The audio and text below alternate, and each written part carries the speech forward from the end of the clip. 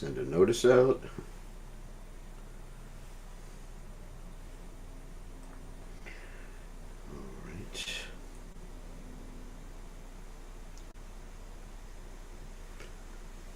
And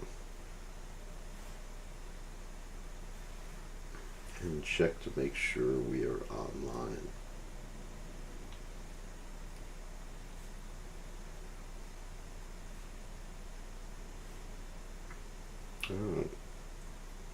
Yes, we are live. And check to make sure. All right, we are live. Okay, let's go back to Zoom.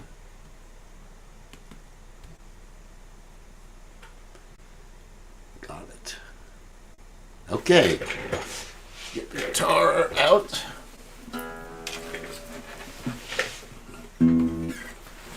Hold on a second. Guitar.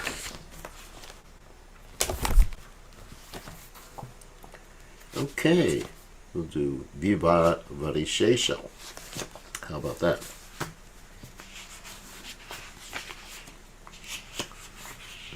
All right.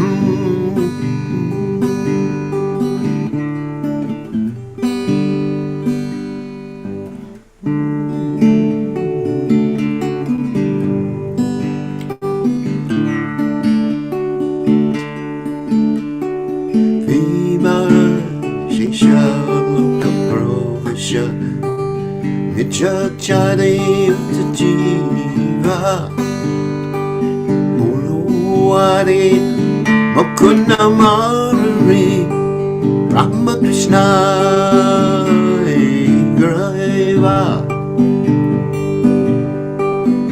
Nashingavamana Srimadhusunana Brajendra Nandana Shama Bhutana Katana Kotapa Shatana Jaya Dasarati Rama Yashoda Julala Govindagopala Navana Puranara Gopi Purana Jana Ratika Ramana Vanasundara Para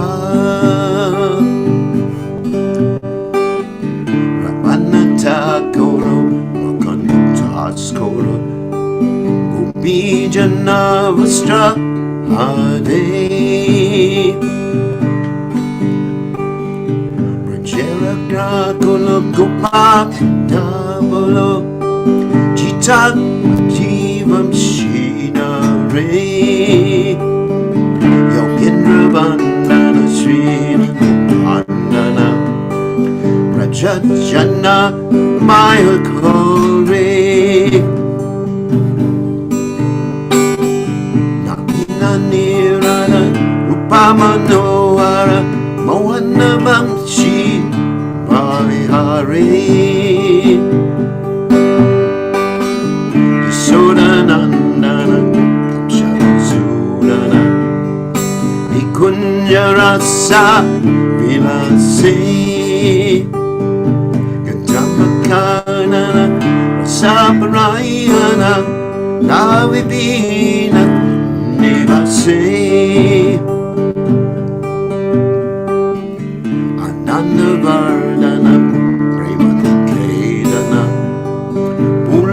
Shara Yojakama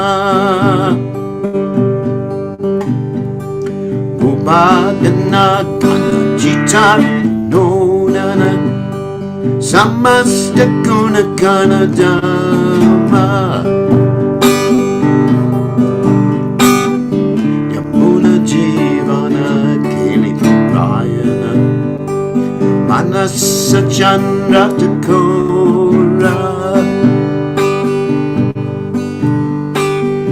Namakshunada Sat Gaur Krishna Jasha Rako Vachana Manamora Ipavari Shesha Proesha Nicha Jati Utajiva Mono Mukundam Murari Ramakrishna Griva Murari Mukunda Murari Ramakrishna Griva Hare Krishna Krishna Krishna Krishna Hare Hare Hare Rama Hare Rama Rama Rama Hare Hare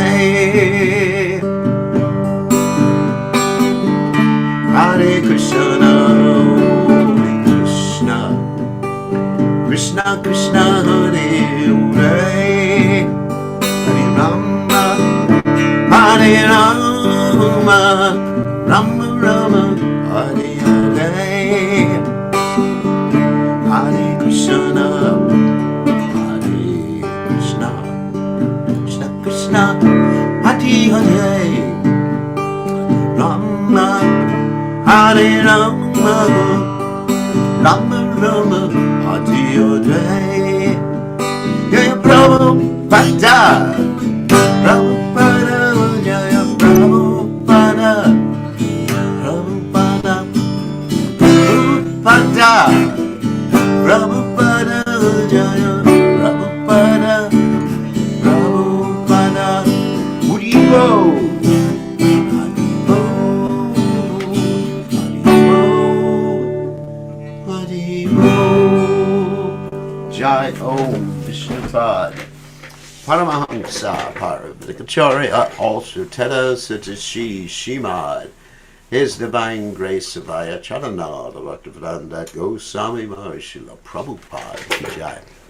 ISKCON Founder Acharya Srila Prabhupada Ki Jai. Anantakoti Vaishnava Vrinda Ki Jai. Namacharya Srila Haridas Thakur Ki Jai.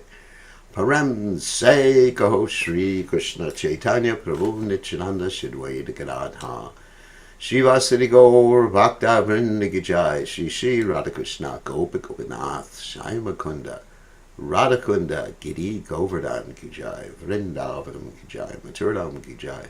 Jagannath Swami Ki Jai. Yamunamai Ki Jai. Shrimati Tulasi Devi Ki Jai. Samaveda Bhakta Vrinda Ki Jai. Gaur Premananda Hari Hari Bol. All glories to the assembled devotees. All glories to the assembled devotees. All glories to the assembled devotees. All glories to Shri Guru and Gauranga Srila Prabhupada Ki Jai. Om Vishnupadaya Krishna Prastaya Bhutale Srimati Bhaktivedanta Swami Namani Namaste Saraswati Devi Gauravani Pacharane Nivashesha Shinyavadi Paschatcha Deshatarane. So we're going to continue with our study of the Krishna book. And right now we are reading about Akrura, the most cruel person, going to Vrindavan to get Krishna to take him to Mathura. And actually, it's a good idea, and it's a bad idea. It's a good idea because in this way Kamsa can be killed. But it's a bad idea because the residents of Vrindavan will be bereft of the association of Krishna. But on the other hand, when they're experiencing the mood of vipralamba, separation from Krishna, that mood is a higher ecstasy. So in one sense you could say it's a bad idea, in another sense you could say it's a good idea, depending on whose perspective you're taking. But the gopis don't think it's a good idea. They think it's a very bad idea.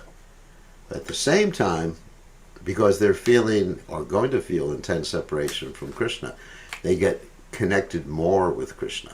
Because Krishna is present, what? In his holy name. Krishna is present in his pastimes. Krishna is present in his holy dham, his paraphernalia. So we can associate with Krishna in this way. And of course, the Goswamis of Vrindavan, they always associated with Krishna in this particular way. Hey Radhe Braja Devake, Hey Nanda Shuno Kuta. Oh Krishna, oh Radharani, oh Krishna of course, Nanda Suto, I'm Sutta. Where are you? And they were running around Vrindavan in that mood, according to Srinivasa Acharya, looking for Krishna. And in that mood, this very intense connection. Okay. On that happy note, let us go on. So, Omagana Timiranda Shah Gananjana Shalakaya Chakshur Meditam Yena Tasmai Shri Gurave Namaha. I offer my respectful obeisances unto the lotus feet of my spiritual master, His Divine Grace A.C. Bhaktivedanta Swami Srila Prabhupada, who so kindly opened my eyes with a torchlight of knowledge while I was blinded in the darkness of ignorance. So let's share the screen so we can all read along with each other. And let's go. Whoops.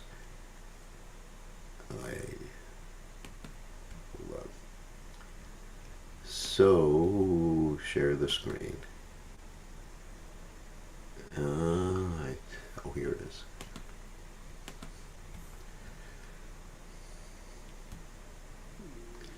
Okay, we're in the middle of this chapter. This is chapter, let's see what's in, I think it's 38. Yeah, it's 38. Middle of chapter 38, talking about Akrura arriving in Vrindavan. And the last paragraph we read, Prabhupada said, the process of going to Vrindavan is shown by Akrura. In other words, what is that process? Shuddhabe mana. One has to have a purified mind. That means no anarthas. It's not, as Prabhupada said, that you can go to Vrindavan by purchasing a ticket. You have to have the purified mind, purified consciousness, then Vrindavan is revealed to you. When Akrura entered Vrindavan, he saw Krishna and Balaram engaged in supervising the milking of the cows. Krishna was dressed in yellow garments and Balaram in bluish. Akrura also saw that their eyes were exactly like the beautiful lotus flower that grows during the autumn season. He saw Krishna and Balaram in the spring of their youth. Although they had the same bodily features, Krishna was blackish in complexion, whereas Balaram was whitish. Both were the shelter of the goddess of fortune. They had well-constructed bodies, beautiful hands, and pleasing faces, and they were as strong as elephants. Now, after seeing their footprints marked with flag, trident, thunderbolt, and lotus, Akrura actually saw Krishna and Balaram face to face. Although they were the most influential personalities, they were glancing at him with smiling faces. Akrura, why was that? Even though they were so influential, because Akrura had bhakti. Of course, later on he gets cursed by the gopis. Akrura could understand that both Krishna and Balaram had returned from tending cows in the forest. They had taken their baths and were dressed with fresh clothing and garlanded with flowers and with necklaces made of valuable jewels. Their bodies were smeared with the pulp of sandalwood. Akrura greatly appreciated the aroma of the flowers and sandalwood and their bodily presence. He considered himself very fortunate to see Krishna, the Supreme Personality of Godhead, and his plenary expansion, Balaram, face to face, for he knew that they were the original personalities of the creation. So plenary means on the same plane. Krishna and Balaram are non-different. They're both the same people, persons, and they just look different. And Krishna can do that. He can be in unlimited places, as we've stated many times. At the same time, unlimited places, doing all sorts of different things. As stated in the, and even interacting with himself, like Krishna interacts with Balaram, Ram interacts with Lakshman, Bharat, and Shatrugna. And they're the same person. As stated in the Brahma Samhita, Krishna is the original personality of Godhead and the cause of all causes. Akrura could understand that the Supreme Personality of Godhead had appeared personally for the welfare of his creation, to re-establish the principles of religion, and to annihilate the demons. With their bodily effulgence, the brothers were dissipating all the darkness of the world as if they were mountains of sapphire and silver. Without hesitating, Akrura immediately got down from his chariot and fell flat just like a rod before Krishna and Balaram. Upon touching the lotus feet, of the Supreme Personality of Godhead, he became overwhelmed with transcendental bliss. His voice choked up, and he could not speak. Due to his transcendental pleasure, incessant torrents of tears fell from his eyes. He remained stunned in ecstasy, as if devoid of all powers to see and speak.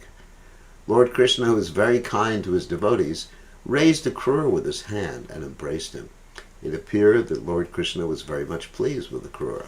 Balaram also embraced Akrura. Then the two lords took him by the hand and brought him to their sitting room, where they offered him a very nice sitting place and water for washing his feet. So even though Krishna is God, he respected the culture, older person, like that. So Krishna always, just like when Sudama Brahman came to see Krishna, Krishna sat him on his bedstead and had Rukmini fan him, and Krishna bathed his feet. It's a very important item of etiquette. They also worshipped him with a suitable presentation of honey mixed with the other ingredients. When Akrura was thus comfortably seated, Krishna and Balaram offered him a cow in charity, and then brought very palatable dishes, and Akrura accepted them. When Akrura finished eating, Balaram gave him betel nut and spices, as well as the pulp of sandalwood, just to make him more pleased and comfortable. The Vedic system of receiving a guest was completely observed by Lord Krishna himself, to teach all others how to receive a guest at home. It is a Vedic injunction that even if a guest is an enemy, he should be received so well that he does not apprehend any danger from the host. If the host is a poor man, he should at least offer a straw mat as a sitting place and a glass of water to drink. Krishna and Balaram welcomed Akrura in a way just befitting his exalted position. So of course you also have that example of Jarasandha dealing with his three guests, Krishna, Bhimsen, and Arjuna. And apart from the fighting which they did during the day, at night they would just eat together and joke together as different Kshatriyas. It's really interesting how there's etiquette and there's certain times for doing things, just like during the Battle of Kurukshetra was originally decided that there would be no fighting at night. So everything was just based on etiquette. Of course, later on, the Kurus violated that, and then when they violated that, Bhimsen had to call for Gatotkacha to take care of them at night. And then ultimately, Karna had to fire this dart that he received from Indra to kill Gatotkacha, and actually that was Gatotkacha's service to Krishna and Arjuna. So he took this dart, instead of the dart which was originally meant for Arjuna, he took it to himself and saved Arjuna. After Akrura was thus properly received and seated, Nanda Maharaj, the foster father of Krishna, said, "My dear Akrura, what shall I inquire from you? I know that you are being protected by Kamsa, who is most cruel and demoniac. His protection is just like the slaughterhouse keeper's protection of animals he will kill in the future. Kamsa is so selfish that he has killed the sons of his own sister. So how can I honestly believe that he is protecting the citizens of Mathura? This statement is most significant. If the political or executive heads of the state are simply interested in themselves, they can never look after the welfare of the citizens." Sounds familiar, doesn't it? Okay.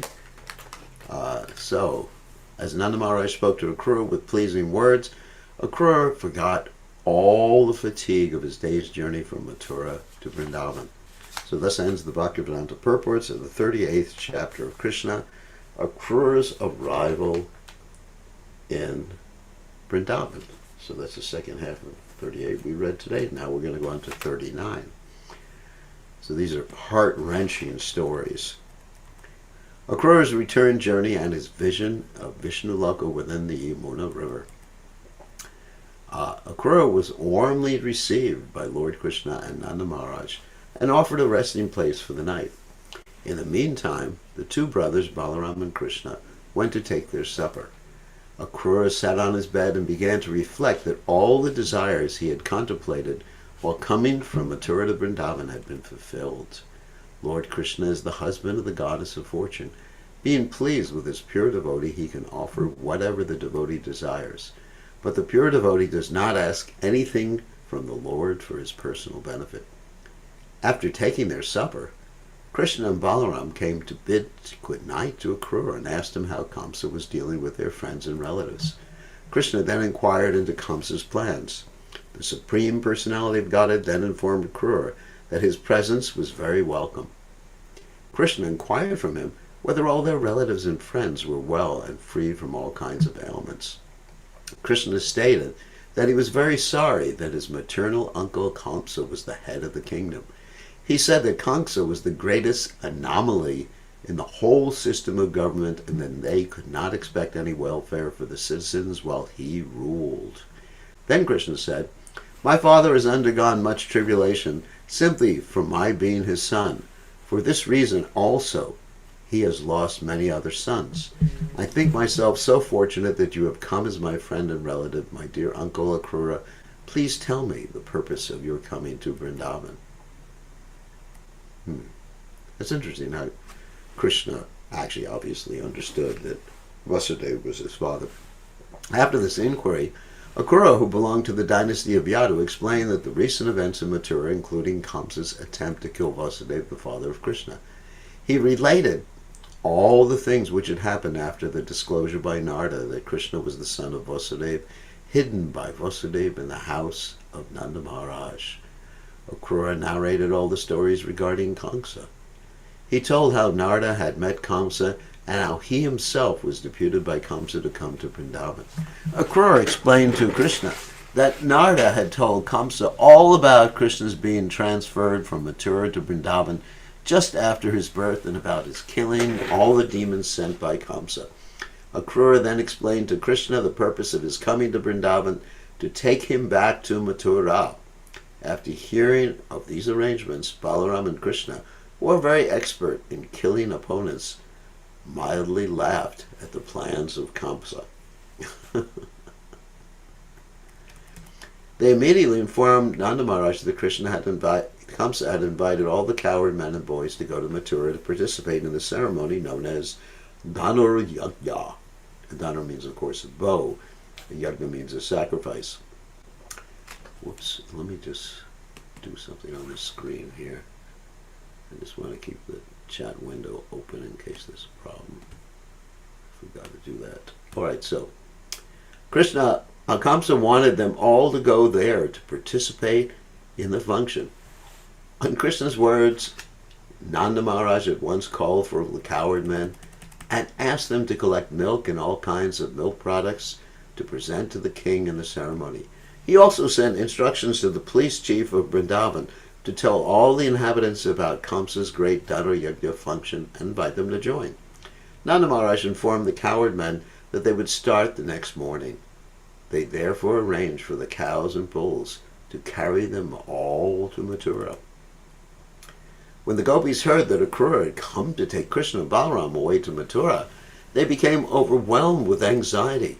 Some of them became so aggrieved that their faces turned black, and they began to breathe warmly and had palpitations of the heart.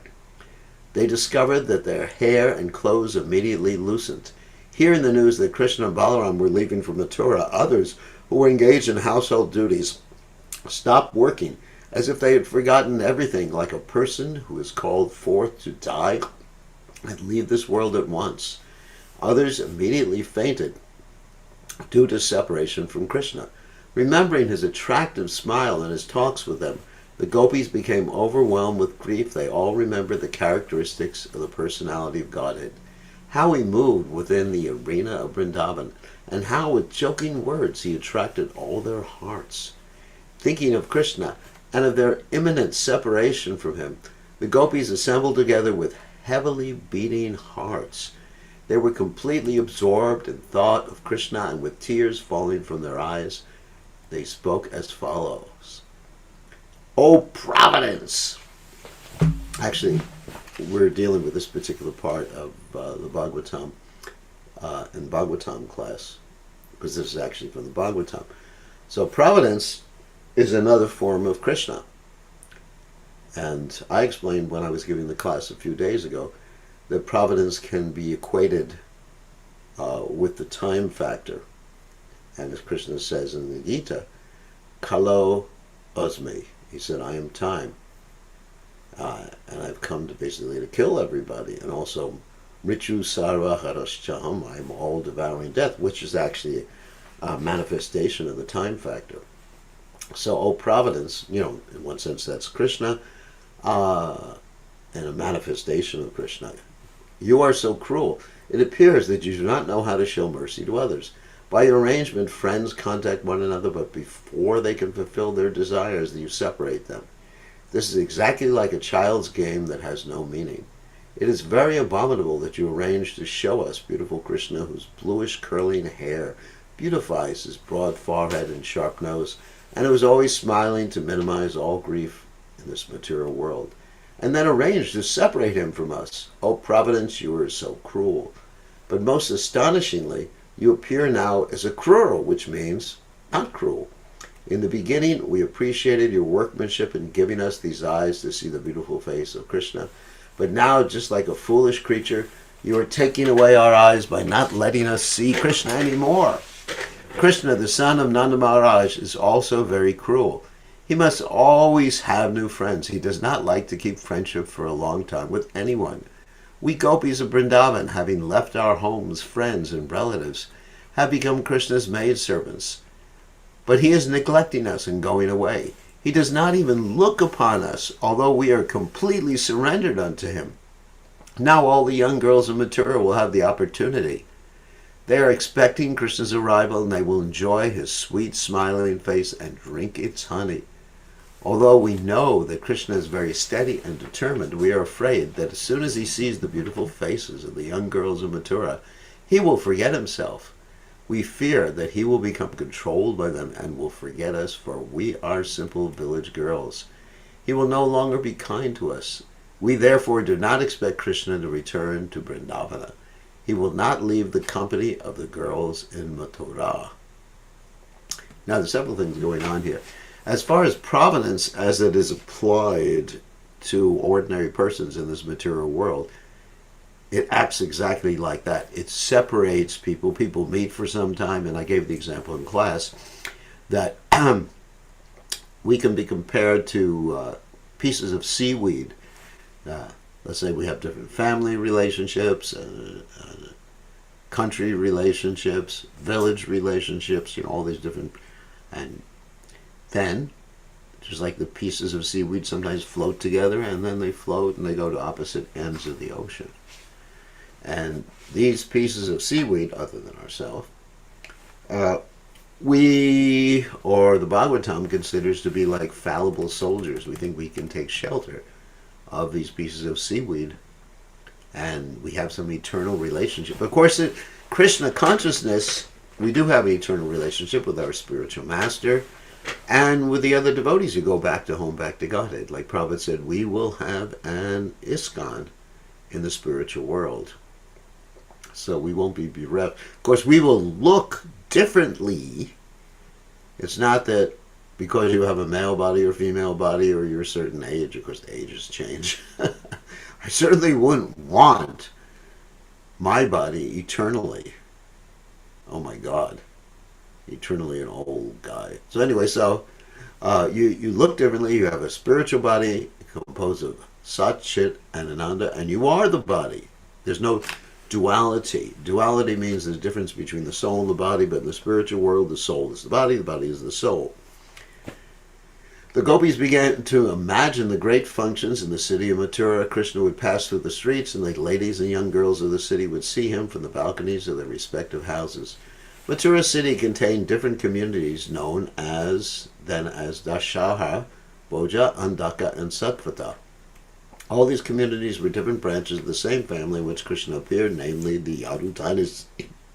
They were all expecting the arrival of Krishna. It had already been ascertained that Krishna, who was the resting place of the goddess of fortune and the reservoir of all pleasure and transcendental qualities, was going to visit Mathura city. The gopis then began to condemn the activities of Akrura. They stated that he was taking Krishna, who was more dear than the dearest to them, and who was the pleasure of their eyes. He was being taken from their sight without their being informed or solaced by Akrura. Akrura should not have been so merciless, but should have taken compassion on them. The gopis went on to say, the most astonishing feature is that Krishna, the son of Nanda, without consideration, has already seated himself on the chariot. From this it appears that Krishna is not very intelligent. Yet he may be very intelligent, but he is not very merciful. Not only Krishna, but all the coward men are so callous that they are already yoking the bulls and cows for the journey to Mathura. The elderly persons in Vrindavan are also merciless. They do not take our plight into consideration and stop Krishna's journey to Mathura. Even the demigods are very unkind to us. They also are not impeding his going to Mathura. The gopis prayed to the demigods to create some natural disturbance, such as a hurricane storm or heavy rainfall, so that Krishna could not go to Mathura. They then began to consider, despite our parents and guardians, we shall personally stop Krishna from going to Mathura. We have no alternative but to take this direct action. Everyone has gone against us to take Krishna from our sight. Take away Krishna from our sight. Without him, we cannot live for a moment. The gopis thus decided to obstruct the passage through which the chariot of Krishna was supposed to pass. They began to talk among themselves. We have passed a very long night, which seemed only a moment, engaged in the rasa dance with Krishna. We looked at his sweet smile and embraced him and talked with him. Now, how shall we live, even for a moment, if he goes away from us? At the end of the day and the evening, along with his elder brother Balaram, Krishna would return home with his friends. His face would be smeared with the dust raised by the hooves of the cows, and he would smile and play on his flute and look upon us so kindly. How shall we be able to forget him? How shall we be able to forget Krishna, who is our life and soul? He has already taken away our hearts in so many ways throughout our days and nights, and if he goes away, there is no possibility of our continuing to live. Thinking like this, the gopis became more and more grief-stricken at Krishna's leaving Vrindavan. They could not check their minds, and they began to cry loudly, calling the different names of Krishna. Oh, dear Damodar, dear Madhava. The gopis cried all night before the departure of Krishna. As soon as the sun rose, Akrura finished his morning bath, got on the chariot, and started for Mathura with Krishna and Balaram. Nanda Maharaj and the coward men got up on bullock carts after loading them with big earthen pots filled with yogurt, milk, ghee, and other milk products, and then they began to follow the chariot of Krishna and Balaram. In spite of Krishna's asking the gopis not to obstruct their way, they all surrounded the chariot and stood up to see Krishna with pitiable eyes. Krishna was very much affected upon seeing the plight of the gopis, but his duty was to start for Mathura, for this was foretold by Narada. Krishna therefore consoled the gopis. He told them they should not be aggrieved. He was coming back very soon after finishing his business. But they could not be persuaded to disperse. The chariot, however, began to head west, and as it proceeded, the minds of the gopis followed it as far as possible. They watched the flag on the chariot as long as it was visible. Finally, they could see only the dust of the chariot in the distance. And other literatures, like the Ananda Vrindavan Champu, it describes that when Krishna and Akrura and Balaram were on the chariot, and the gopis actually tried to block the way, and the chariot had to zigzag through the gopis to avoid running any of them over. The gopis did not move from their places, but stood still until the chariot could not be seen at all. They remained standing still as if they were painted pictures. All the gopis decided that Krishna was not returning immediately, and with greatly disappointed hearts, they returned to their respective homes, being greatly disturbed by the absence of Krishna. They simply thought all day and night about his pastimes, and thus derived some consolation, because when you think about Krishna's pastimes, you're connected to Krishna. The Lord, accompanied by Akrura and Balaram, traveled in the chariot with great speed toward the bank of the Yamuna. Simply by taking a bath in the Yamuna, anyone can diminish the reactions of his sinful activities. Krishna and Balaram took their baths in the river and washed their faces. After drinking the transparent, crystal clear water of the Yamuna, they took their seats again on the chariot. The chariot was standing underneath the shade of big trees, and the two brothers sat down there. Akrura then took their permission to also take a bath in the Yamuna. According to Vedic ritual, after taking a bath in a river, one should stand at least half submerged and murmur the Gayatri mantra while he was standing in the river. Akrura suddenly saw Krishna and Balaram within the water.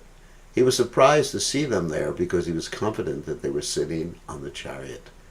Confused, he immediately came out of the water and went to see where the boys were, and he was very much surprised to see that they were sitting on the chariot as before.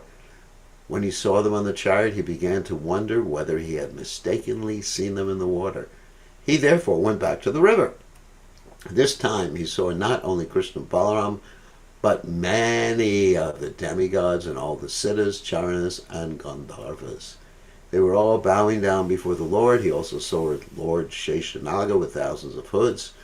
Lord Sheshanaga was covered with bluish garments, and his necks were all white. The white necks of Sheshanaga appeared exactly like snow-capped mountains.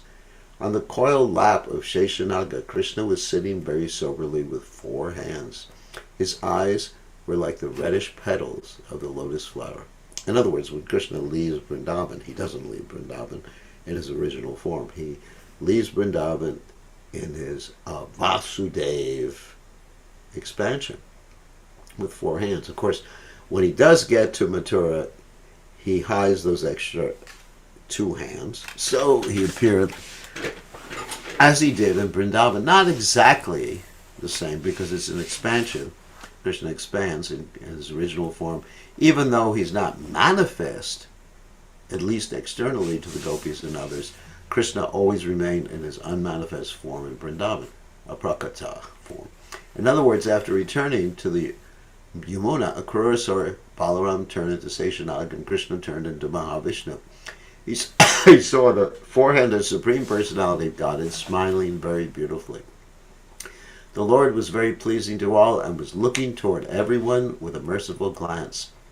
He appeared beautiful with his raised nose, broad forehead, attractive ears, and reddish lips. His arms, reaching to his knees, were very strongly built. His shoulders were high. His chest was very broad, and his neck was shaped like a conch shell.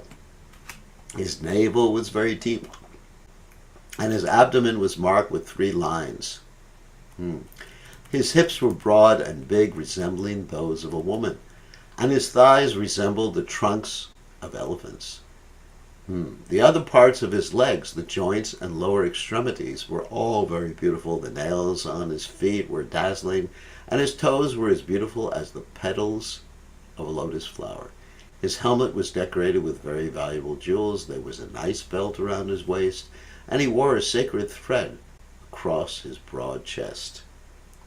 Bangles were on his hands and armlets on the upper portion of his arms. He wore bells on his ankles. He possessed dazzling beauty, and his palms were like lotus flowers. He was further beautified by the different emblems of the Vishnu Murti, the conch shell, club, disc, and lotus flower, which he held in his 4 hands. His chest was marked with the particular signs of Vishnu, and he wore fresh flower garlands. All in all, he was very beautiful to look at. Akrura also saw his lordship surrounded by intimate associates like the 4 Kumaras, Sanaka, Sananda, and Sanat Kumar, and other associates like Sunanda and Nanda, as well as demigods like Brahma and Lord Shiva. The 9 great learned sages were there. And also devotees like Prahlad and Narada and the 8 Vasus. All were engaged in offering prayers to the Lord with clean hearts and pure words. After seeing the transcendental personality of Godhead, Akrura immediately became overwhelmed with joy and great devotion, and all over his body there was transcendental shivering. Although for the moment he was bewildered, he retained his clear consciousness and bowed down his head before the Lord. With folded hands and faltering voice, oops, I went a little too far, he began to offer prayers to the Lord. So thus ends the Bhaktivedanta purport of the 39th chapter of Krishna, Akrura's return journey and his vision of Vishnu Loka within the Yamuna River. So we did 38b and 39, and I think we have a few minutes to go to chapter 40. Chapter 40 is called Prayers by Akrura. Akrura offered his prayers as follows. My dear Lord, I offer my respectful obeisances unto you because you are the supreme cause of all causes and the original inexhaustible personality, Narayana. From your navel, lotus flower grows, and from that lotus, Brahma, the creator of this universe, is born. Since Brahma is the cause of this universe, you are the cause of all causes. The elements of this cosmic manifestation, earth, water, fire, air, ether, ego, and the total material energy, as well as nature, the marginal energy, the living entities, the mind, the senses, the sense objects, and the demigods, who control the affairs of the cosmos, are all produced from your body. Of course, that's the description of the Mahavishnu. The Mahavishnu breathes out, and all the universes come from his mouth and from the pores of his body, and they expand. And what's being described here is the universes, and also the living entities are his parts and parcels. Mamivamsa Jivaloke, Jiva Bhuta Sanatana Manasakstani Indriyani Prakriti Stani Karshani, and they're called the marginal energy or Tatashta Shakti, which means the same thing. You are the super soul of everything, but no one knows your transcendental form. Everyone within this material world is influenced by the modes of material nature. Even demigods like Lord Brahma, being covered by the influence of material nature, do not exactly know your transcendental existence beyond the cosmic manifestation of the 3 modes of material nature. Great sages and mystics worship you as the Supreme Personality of Godhead, the original cause of all living entities, all cosmic manifestation, and demigods. They worship you as all-inclusive. Some of the learned Brahmanas also worship you by observing Vedic ritualistic ceremonies. They offer different kinds of sacrifices in the names of different gods. And there are others also who are fond of worshiping transcendental knowledge. They are very peaceful, and after giving up all kinds of material activities, they engage in the sacrifice known as Jnana Yajna, the sacrifice of knowledge, the philosophical search for you. There are also devotees known as Bhagavats, who worship you as the Supreme Personality of Godhead. After being properly initiated in the method of Pancharatra, they decorate their bodies with tilak and engage in worshiping your different forms of Vishnumurti. So the Pancharatra, or Pancharatraki, Vidhi, is meant for basically training one up to worship the deity in the temple. So, of course, Narada Muni is the author of the Narada Pancharatra, and there's many details there as far as worshiping the deity in the temple, the forms of Vishnumurti. There are others also known as Shaivites, followers of different acharyas, who worship you in the form of Lord Shiva.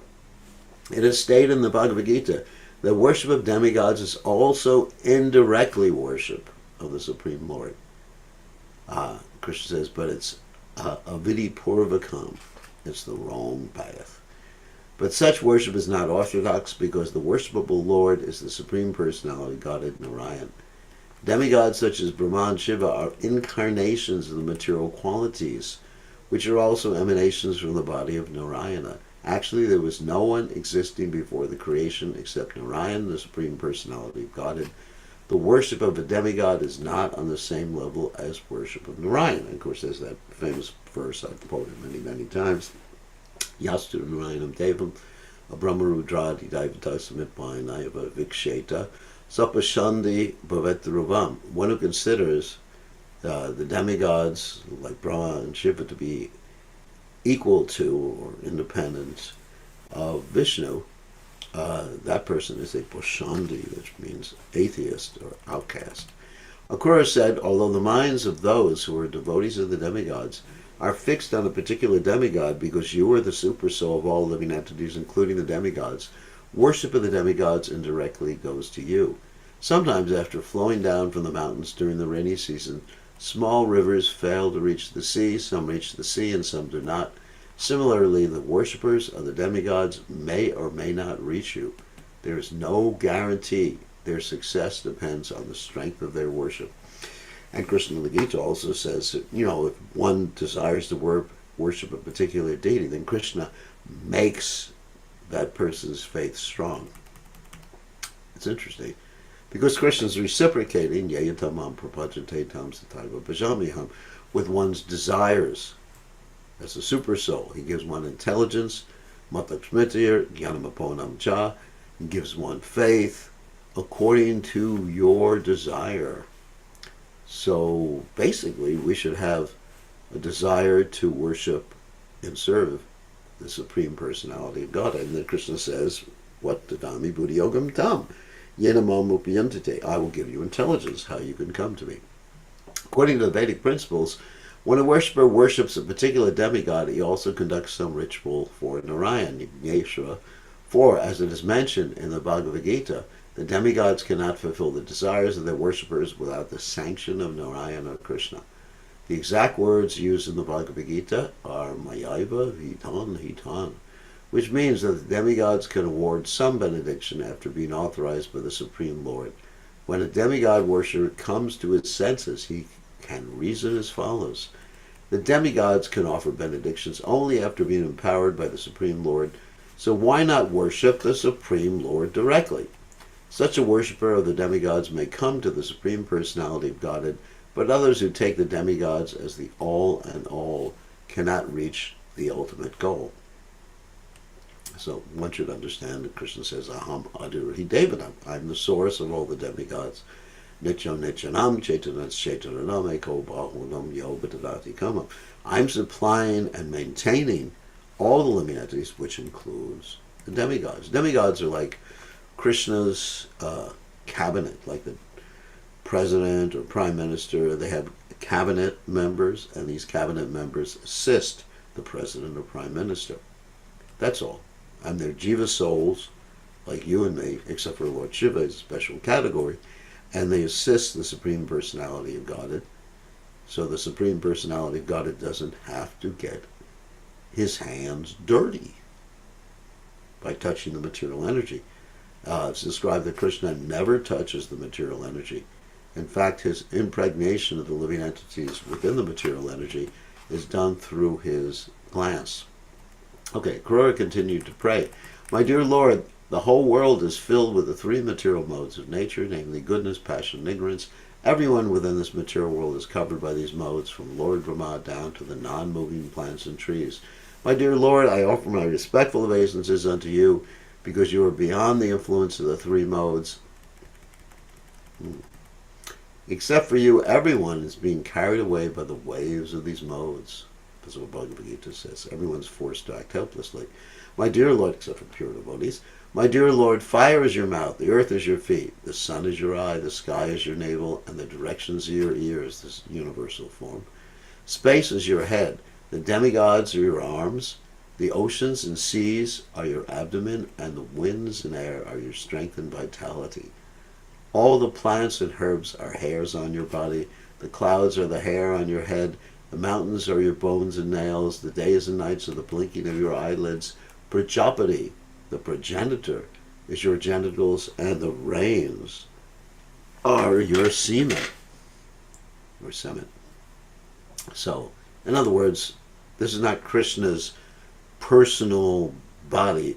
This is a manifestation called universal form, in which people can come to the point of understanding God is great. I remember when I was a young person, way before I became a devotee, I would sometimes camp out at night and look up in the sky. And as I looked up in the sky, I saw all the clouds and stars and planets. Of course, I didn't see them all, but I saw the ones that were visible. And as I looked up there, I just looked at the great expanse of the Lord's creation, and I thought, wow, God is great. So that's really the point. Before you can actually approach God in an intimate way, you have to understand the greatness of God. And that's why when we read the Bhagavatam, we start with what? The first canto of Srimad Bhagavatam, which establishes Krishna's position. That's first and second canto, establish Krishna's ontological position. Okay, very good. And so we'll end here today, continue tomorrow, and let us stop sharing and allow you all to ask questions if you want to ask questions. All right, so if you want to ask a question, you can unmute yourself. You can raise your hand, and then I will call on you. Or you can type in the text window here. So, Abhay Chaitanya, you're first. Hare Krishna, Gurudev, Dandavat Pranam. Please accept my respectful obeisances. Blessing, it's good to hear from you. So, you have a question? Yes, Gurudev. Thank you for the beautiful class there. Just a question about Akrura, Prabhu. I'm sorry, Maharaj. Akrura, has been so fortunate to actually have the, the vision of Krishna and Anantashesh and all that. So he's obviously very fortunate to have that. Oh, yes. However, in the future, we see that, in the pastimes of the semantic jewel, the gem, when it was stolen, we see that Akrura has hidden that as well, and he's sort of complicit in that act, and so just trying to understand that even after he's had this great realization that Krishna is the Supreme Personality of Godhead, how is he still succumb to something like that, Maharaj? Well, it's two answers to that. First of all, it's a pastime. Second of all, it's because he was cursed by the gopis. Because Right. the gopis were so. Remember, we read that the gopis said, "Your name is Akrura, but actually, you're not. You are Yeah. cruel. You're not uncruel." And so the Yeah. gopis were very upset, and because he offended the gopis, that's why he got caught up in sinful activities. Okay. Does that Okay. Got it. And also, it's a pastime too. Anyway, there's two ways, the two levels uh, that we can explain this at. Okay. Thank you. Thank you, Gurudev. All right, thank you for your nice question. And People. I know, and I believe Rishikesh had a question, but I didn't see him. Yes, Gurudev. Okay. Listen to me. I was just wondering, Gurudev, when Akrura took Krishna back to Mathura, it Yeah. seems that his friends, Krishna's friends, didn't feel that much pangs of separation compared to gopis. Well, I mean, the friends, many of the coward boys went there. okay. See, remember it's described that Nanda Maharaj and everybody hooked up all the cows and bulls and everything like that, and they were following Akrura's cart. But when they came back to Vrindavan, his friends, Yeah, were they yeah. still having, Everybody came back to Vrindavan. but they feel the same separation? No. Not to the intensity that the gopis experienced, but yes, they were experiencing separation. I mean, there's description about Mother Yashoda. She just acted like an addled or crazy person because Krishna didn't come back. And she spoke, in a way that appeared that she, and I'm sure the coward boys too, it appeared in a way that they were actually crazy. But of course they weren't crazy. That's called Divyan Mada. Divyan Mada means transcendental madness. And the gopis, of course, exhibited that to the highest degree, but all the residents of Vrindavan. Uh, it's even described that when Krishna would go out when he was in Vrindavan to pasture the cows. Yashodamaya would have these intense feelings of separation and try to follow him and just ask him to come back and everything like that. So yes, they all experienced intense separation from Krishna. However, because the gopis are on the topmost platform of devotional service, then they are quoted in this particular instance more than the other residents of Vrindavan, and also because many of the other residents of Vrindavan, the men at least, not the women. Yeah, so actually Gopal said so. He said Srinam was so bereft he took shelter in a cave for 4,000 years. Okay, that's it, Rishikesh? Yeah, thank you. Let's go there. Yeah, thank you. Here's another point, a question. Coward friends, some expansions of Krishna, no, they're generally jiva souls, eternally liberated. Some were eternally liberated, just like with the gopis. Some were, I mean, of course, some of the gopis were Shaktis, and some of the gopis were eternal Nitya Siddha devotees, that means eternal devotees, and some of them were Sadhana Siddha devotees. Which is like we talked, when we were reading about the Rasa dance, we talked about the sages at Dandakaranya who were attracted in a conjugal way to Lord Ramchandra, and Lord Ramchandra said, you can't do that with this present incarnation. You have to wait till I appear as Krishna, and then they became the Munichara gopis who associated with Krishna. So there's all sorts of varieties of coward boyfriends. But they're not, I mean, in one sense, every jiva soul is an expansion of Krishna. You know, Mami Vangsa Jiva Loke Jiva Bhuta. So not technically, it's called Vibhinamsha, part and parcel of Krishna. But we're not Vishnu Tattva. We're parts and parcels. Okay. Abhimanyu is empowered, yes. Empowered incarnation. And the coward boys are definitely empowered incarnations. Empowered. I mean, they... Manu, an expansion of Krishna? Radharani's so-called husband? Yes, expansion material. He's not Vishnu Tattva. Definitely not Vishnu Tattva.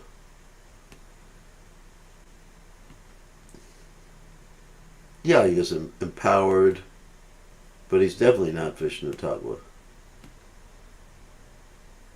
I can guarantee that. So, Mr. Gopal, you have a question. Please accept my obeisance to the Gurudev. Yeah. Regarding the demigods, Krishna is, Akrura is speaking, and then Prabhupada gives the purport here. And then yesterday we were speaking on Bhagavad Gita about those who worship the demigods are in the mode of goodness. And yet it's like the demigods themselves are, it seems even primarily in the mode of passion, because all of their activity they're doing for the fruits. And then also they're always engaged in fighting with the demons, and there's so what I said when I talk about the mode of goodness, the material mode of goodness is actually contaminated with passion and ignorance. They're just prominent primarily in goodness. When we talk about they're in the mode of goodness, if they're not pure devotees, then the mode of goodness is mixed with other modes. But as far as their associating with the demigods, as far as worshiping or... Sometimes they fall into different modes. But, but at least those in the mode of goodness, they respect the Vedic injunctions for worshiping the demigods. In other words, they follow Shastra. I see. That's the point. Thank you, Gurudev. Okay, so, and I think Jagat had a question he was going to... Yes, I did. The gopis are always selfless. So can you explain their statements, especially about the girls of Mathura in terms of selflessness? And also it seems they're oblivious to the fact that Krishna is going to save the world, basically.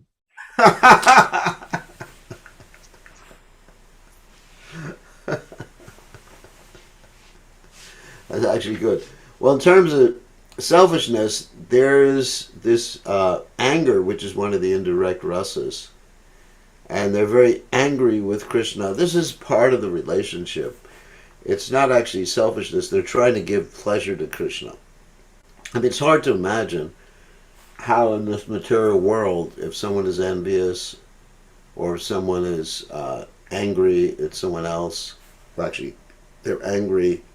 They're actually angry at destiny or providence, as described here, which is not different from Krishna. That's actually a very good question. So, but basically, their intention is to give happiness to Krishna. And they may be thinking that they can give more happiness than the women in Mathura. Of course, they do lament that Krishna will forget us when he meets the women in Mathura. I mean, there is that particular statement. So it's part of the ras that gives pleasure to Krishna. Their intention is to give pleasure to Krishna. Now, the second question is, weren't they concerned with the world? You know, here's all these people being tortured. And, you know, isn't it pretty selfish to think, you know, I want to be with Krishna. The hell with the world. Well, their love for Krishna was so intense that they blocked that out of their minds. It's just like they blocked it out of their minds completely because their love and desire to please Krishna was so intense. And basically, they understood, as we read in the prayers previously, that Krishna had these powers, and of course they saw Krishna manifest all these powers. They could be thinking Krishna could kill Kamsa, because they understand he's God, and he's up to come. He could kill Kamsa without leaving Vrindavan. You know, because obviously they have some knowledge, which manifests from time to time, unless it becomes overcome by their intense bhavas or intense emotions. So, you know, I'm not going to guess to see what the gopis were actually thinking. You know, whether they were ignoring the plight of the world. However, we do know that they were so overcome with love and emotional attachment for Krishna that really took over their consciousness. So it's not that they were cruel or heartless, not thinking of the plight of the world. Actually, it's a good question. You know, in other words, why do they be self-sacrificing and say, Krishna, you should go take care of this? You know, these Vasudeva, Devaki, and the Yadu dynasty, they're being tortured and the whole world is suffering. And also, another point is that that was also mixed with their desire to protect Krishna. Because sometimes they saw him, even though they had this knowledge, the knowledge got covered by their intense love, they didn't want to see Krishna put in a dangerous situation. They were scared for Krishna's welfare. I mean, just like you have when Vasudeva and Devaki first saw Krishna, you saw 4 arms. You know, he's God. But still, because of that maternal affection and paternal affection, they were concerned with Krishna's safety. So you see, it's like mixed emotions. They actually felt this great they knew he was God. He showed he was God. I mean, there's a case where, you know, you have a kid, and before he appears as your little baby, he shows his 4 hands.